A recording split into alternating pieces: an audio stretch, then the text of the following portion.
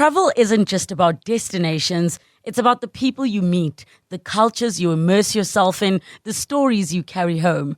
I'm Relebogile Mabocha, and on my travel feature, I take you on a journey beyond the guidebook. Each week, I connect with fellow travelers, insiders, and storytellers to bring you the heart of every place. Whether it's a hidden gem right here in South Africa or a dream destination abroad.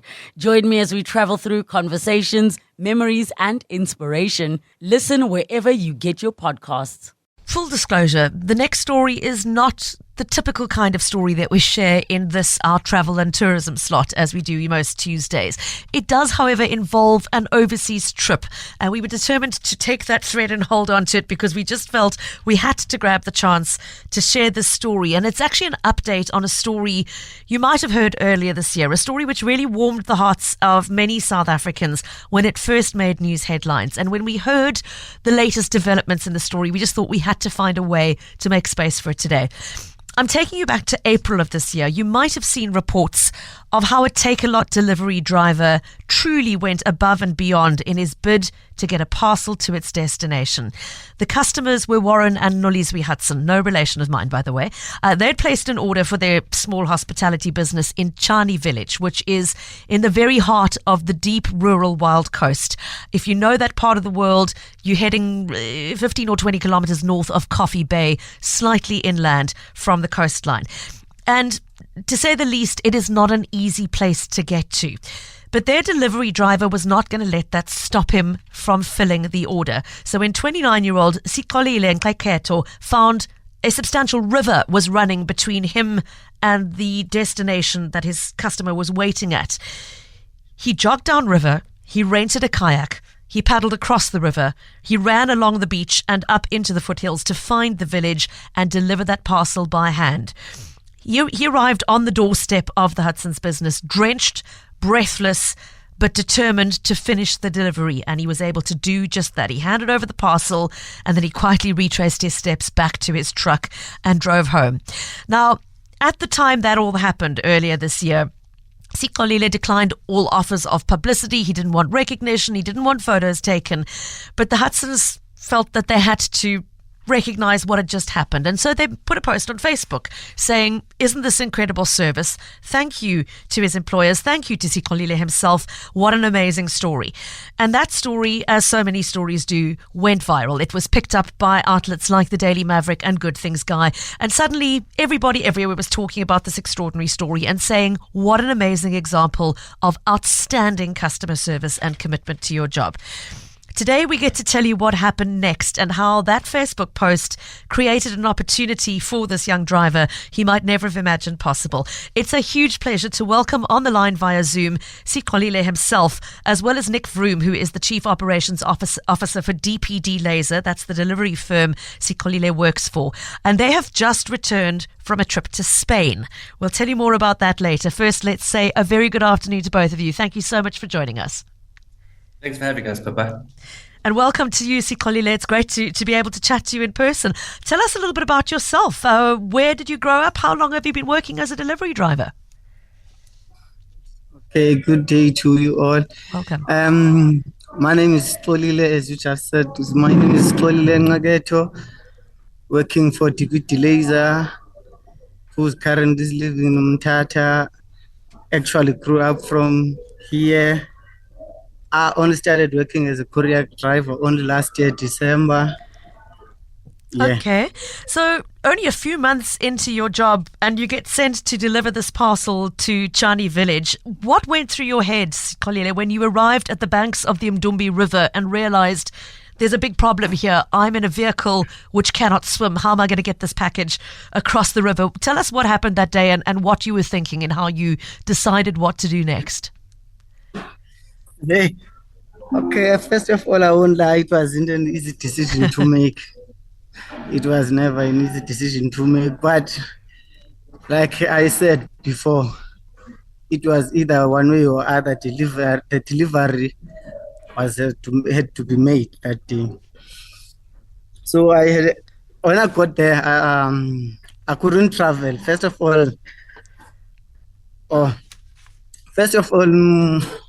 I'm never saying. Please don't be. It's wonderful to hear you today.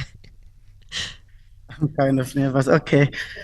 First of all, when I got there, I had two deliveries on that day. Yeah. The other one was for the other side, and the other was for the other side. So, in order for me to get to the other side, I had to drive. I had to drive for an hour and a couple of minutes, or I crossed the river. So the only choice I had was no. Let me just cross the river, as it was to save the diesel and time to make sure that the delivery gets done by time. Sure. I know it was so appreciated by the couple you delivered the parcel to, which is why they chose to take to Facebook. How did you feel, though, when you dropped that parcel off and you realized you had to now retrace your steps? You were going to have to cross the river again to get back to your delivery vehicle. That whole long, exhausting journey you'd undertaken to get there had to still be done again. How did you feel? I was scared, but when I got to the clients, I was excited as the guy mentioned that this parcel was for her daughter's birthday. I didn't know at first it was for her daughter's birthday. I was just doing my job, and as it is always our aim to please our clients and make sure that they are happy at all times when we are delivering. But the minute I got there, the guy told me that actually it's my daughter's present gift. So he was very excited. I was excited too that I've managed to make the daughter's day beautiful. And it is that small gesture. It wasn't a small gesture. It was a very big effort on your part to make that birthday gift arrive on time, which is what set in motion what happened next. Now, as I mentioned, Warren and Lulizwe posted on Facebook just a little thank you to the company and thank you to Sixolile for his effort and saying to DPD Laser, hey, fantastic job. This is wonderful customer service. Thank you so much. Nick, how long did it take for the message to trickle up to management to say, hey, you've got somebody really remarkable working in your Mthatha office and look at what he's done? Tell us about what happened next from the company's perspective. I think, Pippa, these days with social media, it was almost instantaneous. If I got one, I probably had 30 people inboxing me on Facebook and sending me WhatsApp saying, is this one of your drivers? How do we make sure it is? So we went out and I reached out to the guys from the delivery point and asked if we could get in touch with them to get all of the details.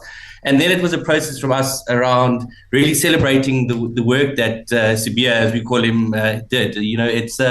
It was for us really important to recognize him, as this was not linked to any challenge or this was not linked to any performance at that stage. It was just his normal job and what he did on a daily basis. Yeah. So our head of people, Soli Matabula, who's our executive for our HR team, he flew down to meet Sibia the following week and had a chat to him. And in the process of that came around a challenge from our global head office around driver excellence and how we celebrate drivers who really go above and beyond, which is what catapulted him into this Spain trip. Okay, so your global parent company, which sent out a call to say, please recognize individual drivers anywhere in the world who've gone above and beyond. Now, obviously, I mean, this was going to be a very tough story to beat in any respect. Nick, I can't imagine that there were too many entries from anywhere where people were literally crossing rivers and hiking into foothills on foot to get a parcel there. So it was, I guess, a bit of a no-brainer that Sixolile would be chosen to go and represent South Africa. Tell us what happened next. The two of you jetted off to Spain last week, I believe.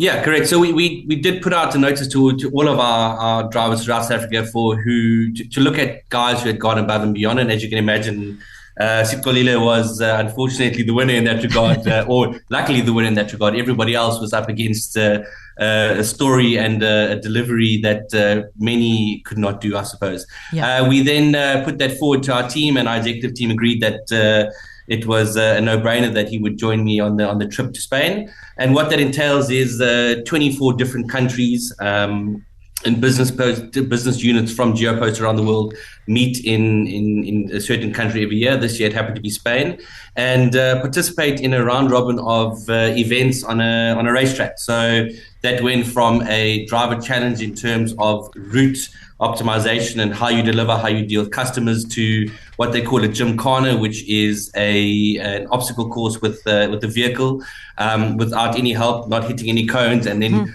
parking in certain areas, which sounds quite easy, but when you're by yourself, it's quite a bit more difficult than you think it is. And then there's a number of other challenges: the driver simulation with trucks and a skid pad test.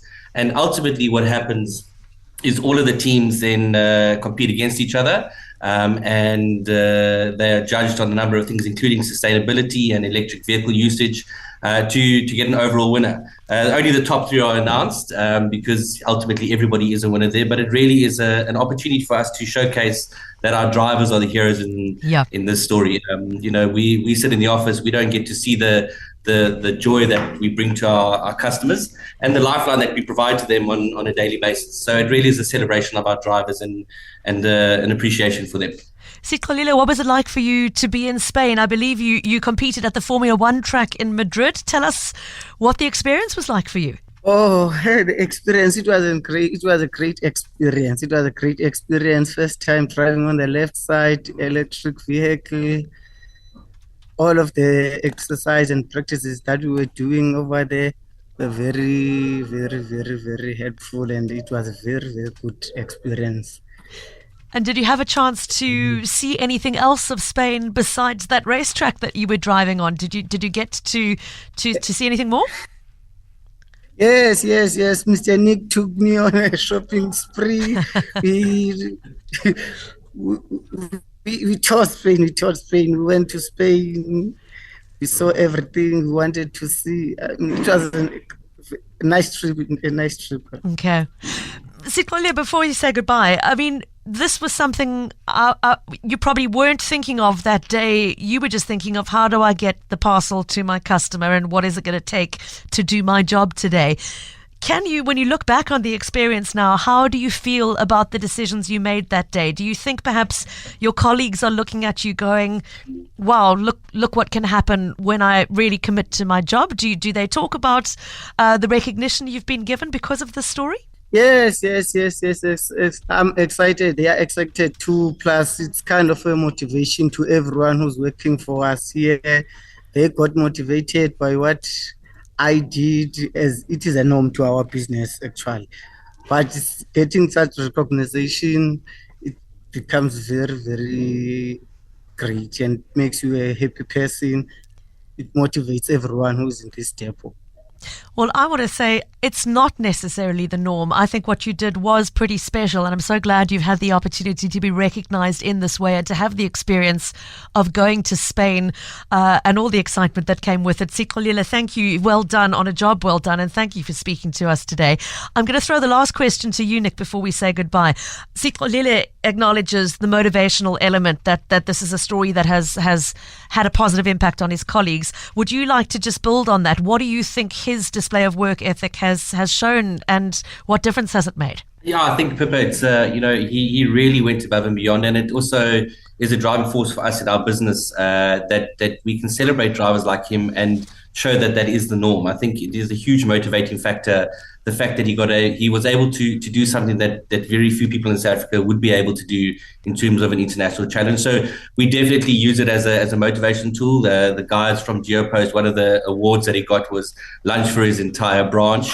When he went back to Mthatha as a big thank you, and that they would cover that. So for us, it really is used as a motivation factor. And the fact that it was our first time in Europe representing Africa has earned us another invite for next year. So cool. In the next few months, we'll be looking for the next hero within our business that will join us in one of the European countries.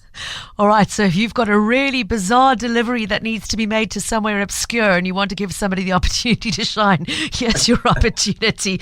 Thank you both so much for joining us today. You've been listening there to the man of the moment, Sixolile Nqeketo, the driver, as well as Nick Vroom, Chief Operations Officer for DPD Laser. Thank you both so much for joining us. Thanks so much, Pippa. Keep well.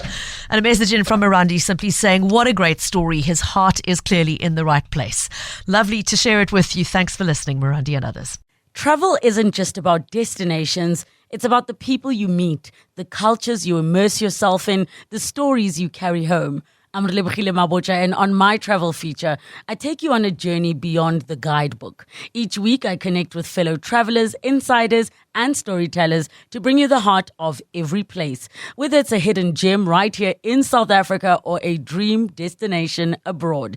Join me as we travel through conversations, memories, and inspiration. Listen wherever you get your podcasts.